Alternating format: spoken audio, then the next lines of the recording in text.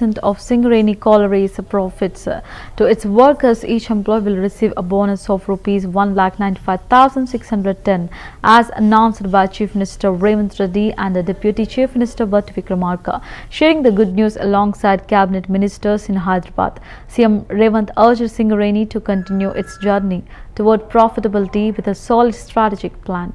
He also criticized changes in the GST structure, stating that they have led to revenue losses for states. Revanth demanded that the central government compensate for this shortfall through a viability gap fund for the next 5 years. He emphasized that unilateral decisions burdening states are unfair and that the centre bears the responsibility to ensure states are not financially strained.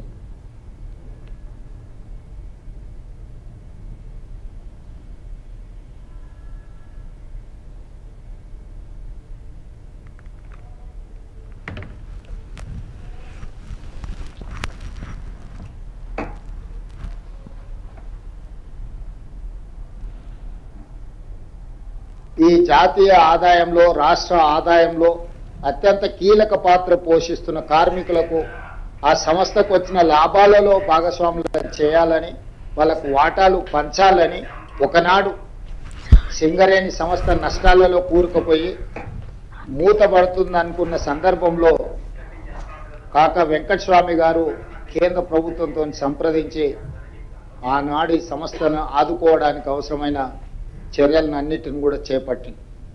ఆ తర్వాత సింగరేణి సంస్థ వెనక్కి తిరిగి చూడకుండా లాభాల బాటలో నడుస్తూ ఉంది. ఆ వచ్చిన లాభాలలో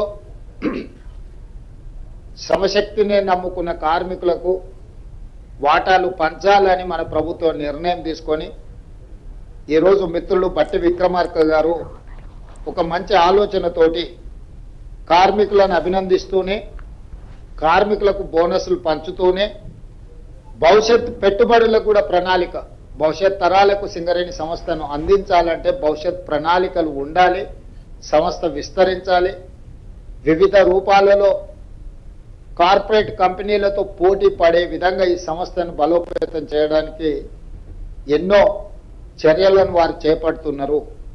అందులో భాగంగానే లాభాలు 6,394 కోట్లు 2024-25 సంవత్సరానికి లాభాలు వస్తే అందులో కార్మికులకు పంచడానికి దాదాపుగా వారు 4,034 కోట్ల రూపాయలు ఈరోజు వారికి కేటాయించడానికి ముందుకు వచ్చిండ్రు. అదేవిధంగా భవిష్యత్ పెట్టుబడుల కోసం కూడా 2,360 కోట్ల రూపాయలు వీటిని కూడా వారు ఈరోజు భవిష్యత్ పెట్టుబడుల కోసం 4,034 కోట్ల రూపాయలు, కార్మికులకు బోనస్లు పండుగ సందర్భంగా ఇవ్వడానికి 2,360 కోట్ల రూపాయలు, ఇవి 41,000 పర్మనెంట్ కార్మికుల కోసం ఈ బోనస్.